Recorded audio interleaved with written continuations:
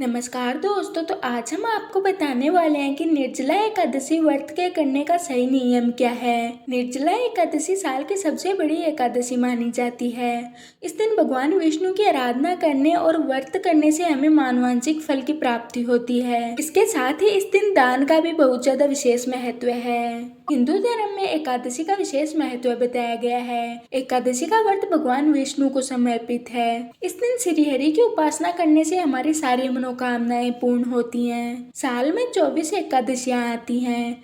इनमें से निर्जला एकादशी का व्रत सबसे अधिक महत्वपूर्ण माना जाता है। कहते हैं कि निर्जला एकादशी का व्रत 24 एकादशियों का फल हमें दिलाता है। निर्जला एकादशी के व्रत में पानी की एक बूंद भी हम ग्रहण नहीं कर सकते। इन कठोर नियमों के कारण सभी एकादशी व्रतों में निर्जला एकादशी व्रत सबसे कठिन माना जाता है।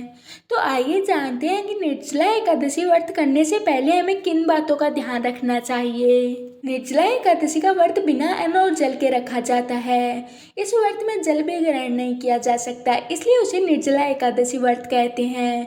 एकादशी व्रत के अगले दिन सूर्योदय के बाद पारायण किया जाता है। एकादशी व्रत का पारायण द्वादशी तिथि समाप्त होने से पहले करना अति आवश्यक है। यदि द्वादशी तिथि सूर्योदय से पहले समाप्त हो गई तो एकादशी का व्रत पारायण सूर्योदय के बाद ही होता है। द्वादशी तिथि के अंदर पारण न करना पाप करने के समान होता है। और निर्जला एकादशी के दिन भगवान विष्णु के साथ माँ लक्ष्मी जी की पूजा की जाती है।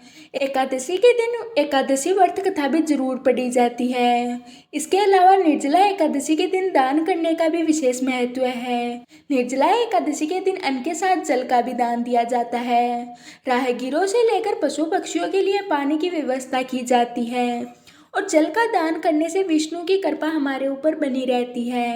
अब हम आपको बताएंगे कि निर्जला एकादशी के दिन हमें क्या नहीं करना चाहिए। एकादशी के दिन तुलसी को स्पर्श करना वर्जित माना गया है। इस दिन तुलसी में जल अर्पित न करें। निर्जला एकादशी के दिन तामसिक चीजों से दूर रहें। साथ ही निर्जला एकादशी व्रत के दिन जमीन पर सोना चाहिए। निर्जला एकादशी व्रत में अन्न और जल ग्रहण नहीं किया जाता। एकादशी व्रत का पारण करने के बाद ही जल का सेवन करें। निर्जला एकादशी के दिन चावल का सेवन नहीं करना चाहिए और ना ही बाल बनाने चाहिए और नाखून और दाढ़ी भी नहीं काटनी चाहिए। तो ये थी कुछ ऐसी चीजें जो कि हमें निर्जला एकादशी के दिन नहीं करनी चाहिए।